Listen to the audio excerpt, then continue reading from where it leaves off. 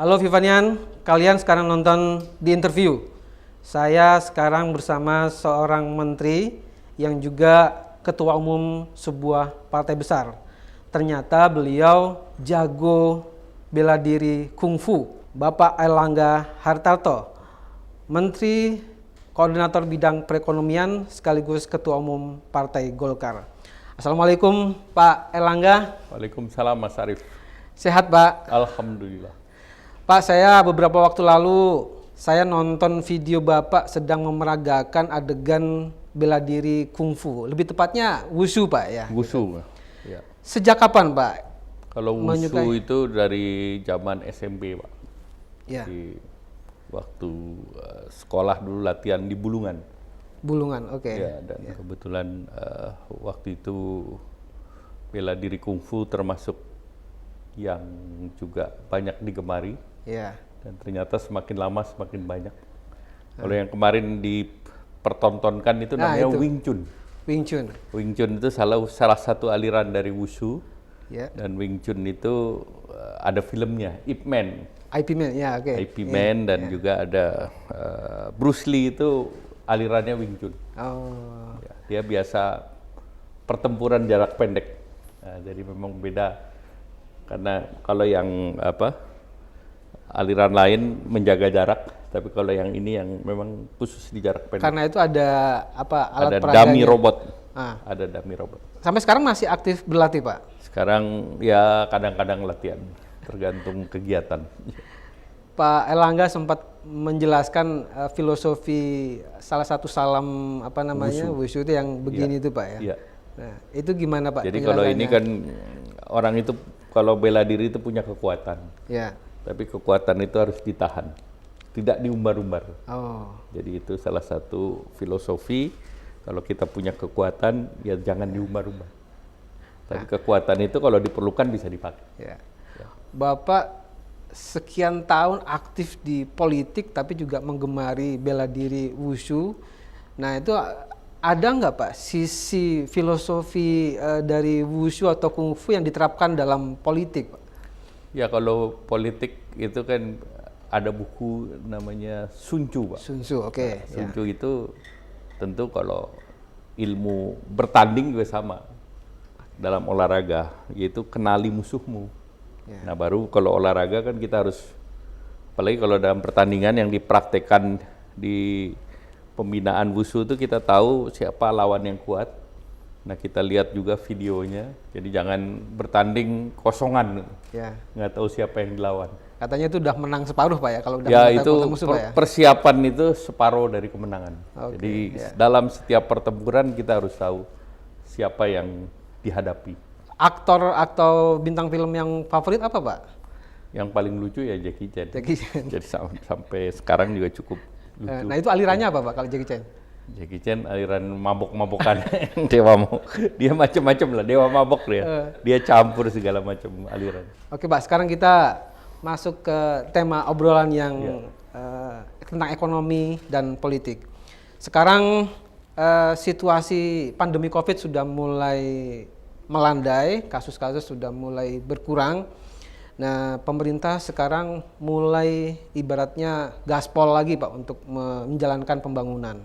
Sebenarnya sektor atau program apa yang paling ditonjolkan atau paling diandalkan untuk percepatan pemulihan ekonomi ini Pak?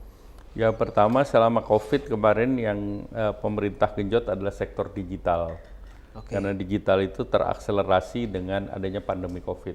Orang harus work from home, kemudian study from home, dan banyak dilakukan dengan digital. Dan banyak hal termasuk di pasar basah, wet market, di mana orang tidak bisa ke pasar, maka delivery melalui ojol itu menjadi penting. Betul. Nah itu digitalisasi sebelum COVID itu di tahun 2020 saat COVID, pasarnya di Indonesia itu 40 miliar dolar. Tapi di tahun 2021 itu terakselerasi menjadi 70 miliar dolar. Luar biasa. Dan ini di tahun 2025 diperkirakan sekitar 130 miliar dolar. Dan Indonesia adalah 40% dari kue digital ASEAN. Kue ASEAN itu di tahun 2025 sekitar 300 miliar. Jadi itu salah satu pemicu utama, dan terkait dengan transformasi digital ini menjadi salah satu agenda dari G20. Oke. Dan itu yang Indonesia dorong. Yang kedua tentu ekspor. Jadi engine digitalisasi, engine ekspor itu selama pandemi COVID digenjot. Oleh karena itu Indonesia berbeda dengan negara lain. Di mana saat COVID kita bisa membukukan pertumbuhan, ini sampai kemarin kan 2 semester, Q4 dan Q1 kita tumbuh 5%. Oke. Sehingga termasuk salah satu yang tertinggi di kawasan, dan juga dibandingkan negara lain, apakah itu Amerika, apakah Inggris, apakah Cina. Yeah. Nah itu membuktikan bahwa kebijakan yang diambil adalah pada track yang benar. Nah berikut tentu selama kemarin COVID, fungsi anggaran menjadi penting. Karena anggaran digunakan sebagai stimulan, dan tahun lalu itu ada program pemulihan ekonomi nasional dan penanganan COVID. Nah itu di tahun 2020-2021 rata-rata bisa 600 triliun, 700 triliun, dan di tahun ini sekitar 455 triliun. Jadi ini dilaksanakan 3 tahun, dan selama 3 tahun defisit anggaran diperlebar. Jadi tahun ini diperkirakan sekitar 4,5%. Nah tentu momentum ini yang betul-betul digunakan untuk menggerakkan perekonomian. Ya. Yang digital itu mau diapakan Pak ke depannya Pak? Ya digital terus didorong karena Indonesia juga di antara negara ASEAN paling banyak menghasilkan unicorn, bahkan sudah ada 2 dekakorn. Jadi ini unprecedented dibanding beberapa negara lain, dan Indonesia yang penetrasi internetnya sudah cukup tinggi. Oke. Dan ini kita juga lihat bahwa pemilik smartphone juga jumlahnya sudah lebih dari penduduk Indonesia. Jadi ini satu indikasi bahwa literasi digital Indonesia ini, masyarakat Indonesia cukup tinggi. Bapak beberapa waktu mengumumkan bahwa tahun ini anggaran untuk pemulihan ekonomi akan di-stop Pak ya? Ya, artinya tahun ini masih ada 455 triliun, terdiri dari penanganan kesehatan 122, kemudian terkait dengan perlindungan masyarakat 154, dan ekonomi 178. Nah, penanganan ini akan berhenti di tahun ini, karena tahun depan udah modenya atau moodnya adalah normal, kembali ke siklus APBN, dan siklus APBN itu dipersyaratkan untuk budget defisitnya tidak melebihi 3%. Nah, program-program apa aja yang di-stop tahun ini dan tidak ada lagi untuk tahun depan Pak? Pada prinsipnya program pemulihan ekonomi utamanya ada bansos yang non reguler. Bansos, oke. Nah, bansos non reguler itu yang mungkin juga dibatasi periodenya, seperti subsidi upah, bantuan untuk warung, nelayan, dan pedagang kaki lima. Karena itu sifatnya ad hoc. Nah, kemudian ya tentu tahun depan kita lihat lagi, karena PKH sembako itu program reguler. Jadi program seperti itu akan terus berjalan. Kalau percepatan pembangunan infrastruktur bagaimana Pak? Bapak bulan lalu mengkoordinasi menteri-menteri dan kepala daerah untuk memastikan infrastruktur selesai tahun sekian gitu Pak. Ya, itu program strategis nasional memang dikoordinasikan, dan sebagian besar dari program strategik nasional itu diberikan fasilitas berupa tentu pengaturan tata ruang. Yang kedua terkait dengan pembebasan lahan yang dananya disediakan oleh Elman. Jadi sebetulnya Elman itu yang mengakselerasi proyek-proyek tersebut. Nah ini diperkirakan sampai dengan akhir tahun 2024 akan selesai sekitar 109 proyek dengan dana sekitar 1.249 triliun. Nah itu yang ditargetkan selesai. Tapi ada juga proyek yang akan selesai sesudah 2024. Nah proyek yang selesai sesudah 2024 itu proyek yang tidak menggunakan APBN tetapi public private partnership, dan itu bisa BUMN, bisa swasta, tetapi yang diperlukan adalah regulasinya, kebijakan publiknya. Nah itu nilainya sebesar 2.200-an triliun. Kalau yang ditargetkan sebelum 2024 itu apa aja Pak? Di mana aja Pak? Yaitu berbagai proyek, itu ada proyek fisik, ada proyek baik itu jalan tol, bendungan, kemudian ada kawasan ekonomi, kemudian ada juga program-program terkait dengan kesehatan seperti rumah sakit, dan juga yang besar biasanya bendungan-bendungan. Iya. Apakah memang targetnya selesai sebelum Pak Jokowi lengser, Pak? Apakah patokannya itu, Pak? Ya kita bicara berdasarkan siklus APBN. APBN kan kalau kita bicara 2024 ya Desember 2024. Oke. Jadi tahun masa berlakunya APBN. Kendala-kendalanya apa yang sejauh ini terlihat, Pak? Ya selalu kendala dari proyek itu salah satunya adalah pembebasan lahan. Ya. Nah salah satu proyek jalan tol menuju Magelang misalnya yang dari Solo itu salah satunya adalah yang melalui Jogja itu adalah ke Ungaran itu terkait dengan tapak daripada Borobudur. Nah itu tentu harus dicari alternatif wilayah lagi. Ya. Tentang ini Pak, tentang masih perekonomian nasional. Kita tahu perang antara Rusia dengan Ukraina ini berdampak juga kepada Indonesia. Apa yang diantisipasi oleh pemerintah Indonesia Pak? Terutama dalam hal pasokan pangan. Ya tentu dampak dari perang itu tidak langsung. Karena Indonesia juga import dan berdagang dengan Rusia dan Ukraina itu relatif terbatas, yaitu sekitar 2,4 miliar dolar.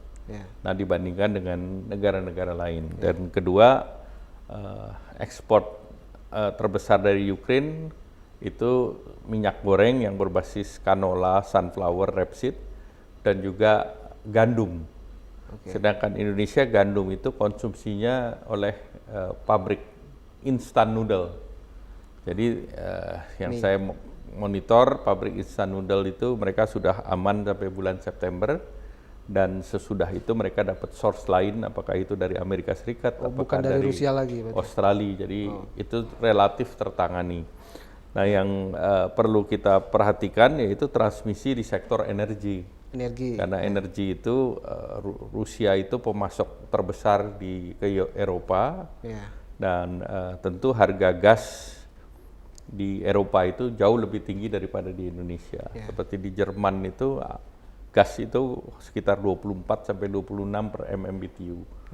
Harga BBM solar misalnya di sana 2 euro atau mendekati 30.000, 28 sampai 30.000. Di Indonesia masih di harga 12.000. Sehingga tentu ICP minyak tentu tergantung pada perang, ada supply-nya sebagian dari mereka yang harganya naik antara 110 sampai dengan 118 dolar per hari ini. Nah tentu ini yang harus kita jaga, dan pemerintah sudah bahas dengan DPR bahwa untuk itu diberikan subsidi dan sudah diketok yang besarannya 424 dolar. Artinya pemerintah tidak akan pass on harga ini, tetapi diserap oleh bantalan APBN. Kalau mengenai ancaman pasokan pupuk untuk pertanian bagaimana? Ya kalau pupuk kan kita produksi kita berlebih. Jadi Indonesia produksi urea itu sampai 8 juta ton. Kemudian Indonesia produksi NPK itu sekitar 2,4 sampai 2,6. Nah tentu kebutuhan pupuk dalam negeri ini bisa dipenuhi oleh produsen di dalam negeri. Dan harga gas kita tuh 6 dolar, jadi tidak sama dengan Eropa yang 26 dolar. Kalau harga gas di 6 dolar, maka harga pokok pupuknya itu bisa berkisar sekitar 500 sampai 600. Nah sedangkan kalau harganya di atas itu 26 dolar itu harga pupuknya 1.000. Nah memang kalau terjadi disparitas harga, kalau dijual di luar negeri bisa jual 1.000 dolar. Di dalam negeri kita harga pupuknya cuma 2.500-an. Jadi ada delta subsidi pupuk di dalam negeri dengan harga keekonomian. Berarti sejauh ini dampak perang itu masih terkendali Pak ya di Indonesia Pak ya? Sampai dengan akhir tahun ini relatif pemerintah punya bantalan anggaran yang cukup yang kita harus perhatikan bahwa commodity price ini diperkirakan sampai pertengahan tahun depan. Karena disrupsi supply-nya ini masih terjadi dan juga demand-nya masih tinggi. Sehingga Bank Dunia aja masih memperkirakan Indonesia masih tumbuh positif di tahun ini. Jadi dan IMF juga pada saat saya berbicara di Davos dengan Managing Director Ibu Kristalina masih meyakini bahwa tidak semua negara itu mengalami stagflasi. Nah, salah satu yang dianggap masih regional yang masih tumbuh adalah region ASEAN, di mana Indonesia termasuk Indonesia, Pak? Termasuk Indonesia. Oke. Nah, hasil dari pertemuan di Davos kemarin itu apa, Pak, untuk Indonesia, Pak? Ya, tentunya beberapa hal yang menjadi topik dalam G20 itu masih sangat relevan dan masih sangat dibahas, yaitu arsitektur kesehatan, karena memang yang dibahas di sana bagaimana membuat universal policy yang bisa merespons terhadap pandemi secara cepat. Nah, ini yang dibutuhkan, dan bahkan kalau di working group daripada keuangan, gubernur bank sentral dan kesehatan, diperlukan adanya pooling fund agar dunia bisa merespon cepat. Itu salah satunya. Yang kedua adalah transformasi digital. Karena ini terkait dengan future of work, masa depan pekerjaan, dan Indonesia salah satu negara yang transisinya cukup cepat. Karena kita sudah melakukan di health sector, termasuk di sektor kesehatan itu kita dorong yang namanya Peduli Lindungi, di mana Peduli Lindungi kan sudah di-upload sama lebih dari 100 juta penduduk. Nah, ini bagi negara lain kan sangat impresif, karena penduduk mereka rata-rata di bawah 100 juta.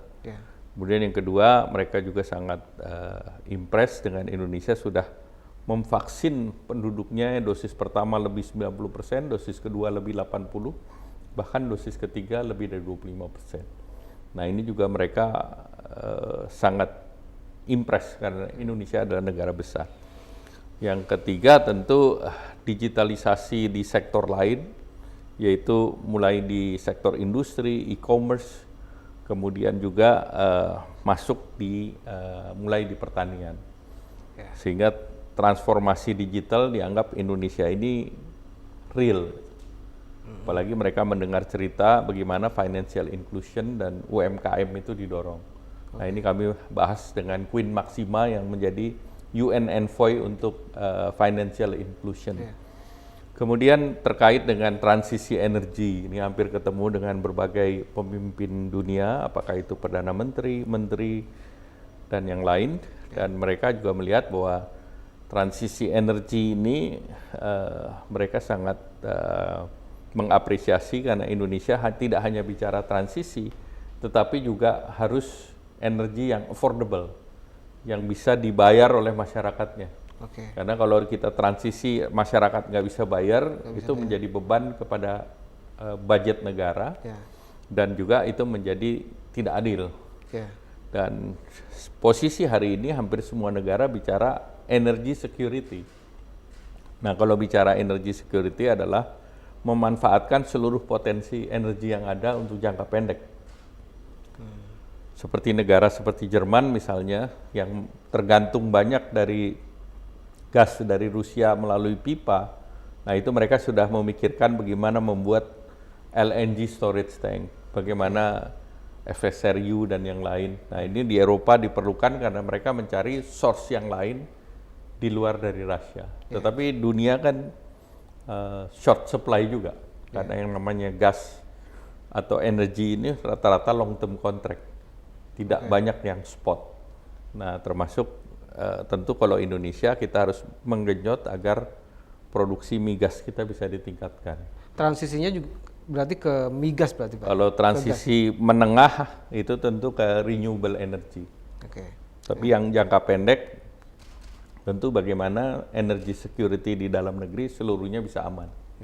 Termasuk Indonesia, bagaimana mengurangi ketergantungan terhadap import minyak. Nah, salah satunya kan kita dorong terus yang namanya blending dengan biofuel. waktu di World Economic Forum di Davos kemarin ditawarkan nggak Pak investasi-investasi di IKN Pak? Ya tentunya beberapa negara mempertanyakan informasi mengenai IKN, dan tentu ada beberapa korporasi yang berminat untuk berpartisipasi. Salah satu yang terkait dengan smart cities, selain platform digital ya bicara mengenai utility untuk air, untuk listrik, untuk telekomunikasi. Oke. Kemudian utility terkait dengan yang utama transportasi. Transportasi, smart transportation kan itu juga diperlukan. Sosialisasi menjadi penting. Karena ini kan perlu juga mereka melihat adanya investasi yang dilakukan pemerintah untuk pengembangan kota itu. Berarti ngelihat investasi pemerintah dulu di sana? Ya sudah pasti, karena awalnya kan infrastrukturnya dari pemerintah. Oke. Ya. Nah sekarang kita masuk ke tema politik Pak, ini yang seru kayak ini Pak. Partai Golkar menggagas koalisi Indonesia Bersatu dengan PAN dan P3. Sebenarnya visinya apa Pak? Ya tentu kita visinya adalah keberlanjutan pembangunan. Partai Golkar ini kan dalam setiap pemerintahan ikut. Jadi bagi Golkar kesinambungan pembangunan itu diperlukan, apalagi dunia menghadapi ketidakpastian yang sangat besar dengan megatrend saat sekarang, yaitu sering kita sebut sebagai perfect storm. Nah, perfect storm sendiri PBB membentuk tim di mana Indonesia melalui Presiden Pak Jokowi menjadi group champion, yaitu Global Crisis Response Group. Nah, itu 3 krisis yang ditangani, yaitu pangan, energi, dan keuangan.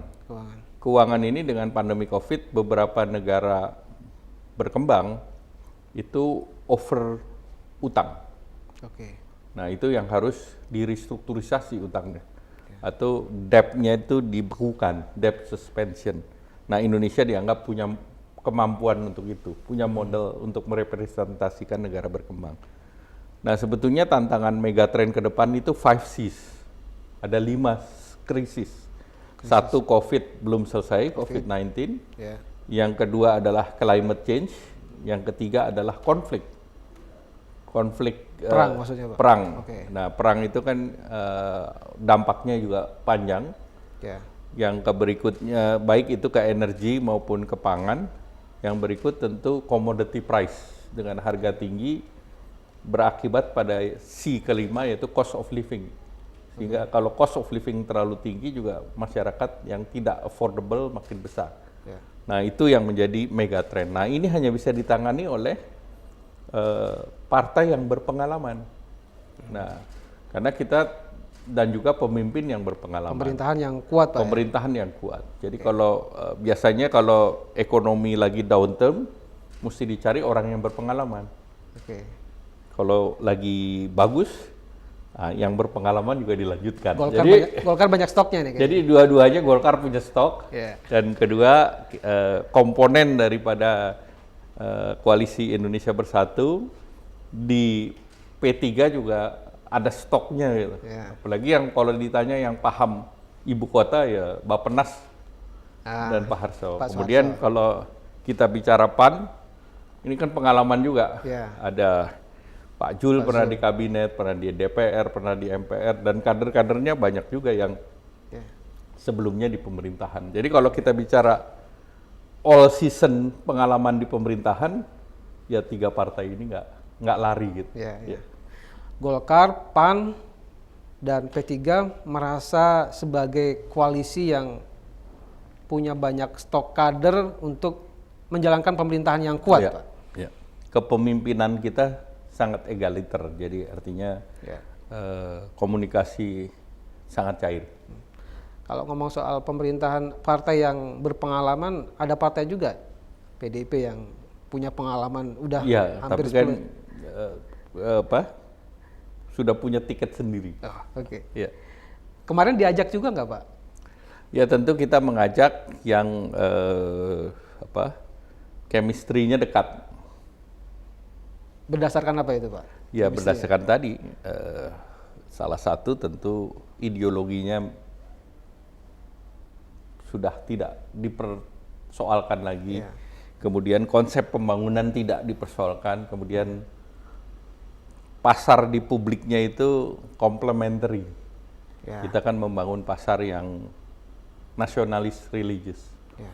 Nasionalis direpresentasikan Partai Golkar, Islam modern direpresentasikan oleh Partai Amanat Nasional, Ya.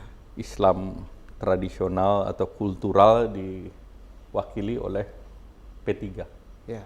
Dan itu kan posisi keindonesiaan. Berarti sama PDIP nggak dapet chemistry-nya nih Pak? Ya tidak demikian ya. Jadi partai KIB ini terbuka untuk siapa saja. Ya. Jadi masih ada kesempatan untuk yang lain untuk siapapun masuk, Pak? untuk masuk dalam KIB ini terbuka. Nah, untuk Partai Golkar sendiri Pak, Bapak tahun lalu menargetkan Golkar menang pemilu tahun 2024. Ini sebenarnya realistis nggak Pak? Mengingat sekarang masih partai lain yang berkuasa gitu Pak. Ya kontestasi pemilu kan kontestasi 5 tahunan. Ya. Ya sama seperti SEA Games kan. Apakah karena sekarang di Vietnam maka Indonesia jadi tidak punya ambisi kan? Tidak gitu. Ya. Apakah kemarin di Filipina kita tidak punya ambisi? Ya. Kalau ambisi itu kan harus terus didorong. Ya. Target itu harus dikejar dan ini untuk itu butuh pembinaan, butuh optimisme. Nah tentu dalam setiap kontestasi Partai Golkar kan selalu nomor 1 atau nomor 2. Ya kalau sudah nomor 2 targetnya nomor 1 Pak. Berarti tim tamu tetap punya peluang untuk menang Pak ya? Dalam setiap pertandingan tuh peluang selalu ada. Oke. Ya. Target suaranya katanya 20% Pak. Ya ini, kalau Golkar di tahun 2004 kan juga lebih dari 20%. Ini pernah dicapai oleh Partai Golkar dan ini bukan target yang berlebih-lebihan. Jadi ini sesuatu yang partai sudah punya dasar dan apalagi dalam pilkada terakhir kemarin Golkar menang sekitar 60%. Ya. Tapi kalau lihat trennya hasil perolehan Golkar dari pemilu ke pemilu dari 2004 sampai sekarang itu turun Pak. Ya tergantung situasinya karena kemarin kan periode gogoro, ada 2 Golkar, terus banyak kader yang punya masalah hukum atau masalah hukumnya dipermasalahkan. Jadi situasinya periodenya periode gogoro. Jadi kalau periode gogoro selesai, Golkar tentu akan lebih baik. Yang kemarin ribut-ribut katanya ada yang menginginkan capres lain selain Pak Erlangga, gimana? Ya kalau terkait dengan capres kan harus ada KTA Pak. Kayak tim Manchester United kan harus Manchester United. Masa pemain Real Madrid dimasukin kan kalau nggak ada transfer nggak ada apa nggak bisa ujuk-ujuk Pak. Semua itu ada prosesnya. Ada isu juga di luar ini KIB dibentuk untuk menampung tokoh lain yang sebenarnya nggak. Bukan. Ya balik lagi, tokoh itu kan harus ada partainya Pak. Ya. Kalau tokoh itu dari Golkar, ya pertanyaan saya bisa nggak tokoh Golkar diusung oleh partai lain yang di non KIB? Atau tokoh dari partai lain diusung oleh partai yang berbeda. Namanya berpartai kan ada kartu tanda anggota. Dan ada PDLT, prestasi, dedikasi, loyalty, dan tidak tercela. Lah kalau namanya loncat-loncat, nah itu T-nya itu jadi masalah. Nah rumor yang di luar yang katanya untuk KIB ini untuk disiapkan untuk salah satu tokoh misalnya diantaranya Pak Ganjar Pranowo, itu benar nggak Pak itu Pak? Ya terjemahin sendiri lah. KTA-nya ada di mana nih? Bukan KTA Golkar, bukan KTA bukan P3, bukan. Berarti bukan untuk itu ya Pak? Silakan melalui partai sendiri. Namanya berpartai kan berkarir di partai. Kalau tidak punya partai lain lagi. Nah, ada juga yang berspekulasi bahwa KIB ini memang dirancang untuk siapapun yang dicalonkan atau diusung atau didorong oleh Pak Jokowi, siapapun nanti Pak ya.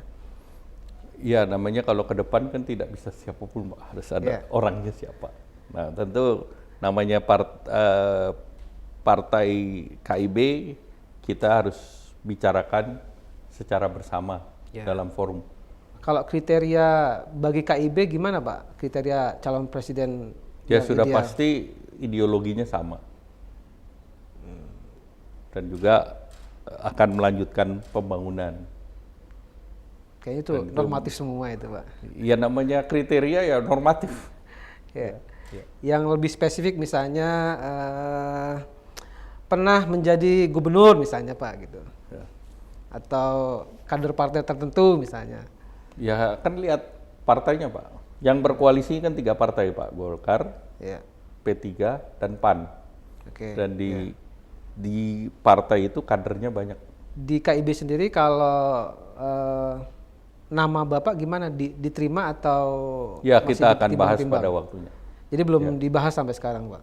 Ada tahapannya. Kita masih harus bahas internal dan diutamakan kader internal dulu. Kalau nggak ketemu dari internal baru kita bahas kemudian. Sejauh ini yang partai lain yang sudah ancang-ancang mau bergabung dengan KIB apa Pak?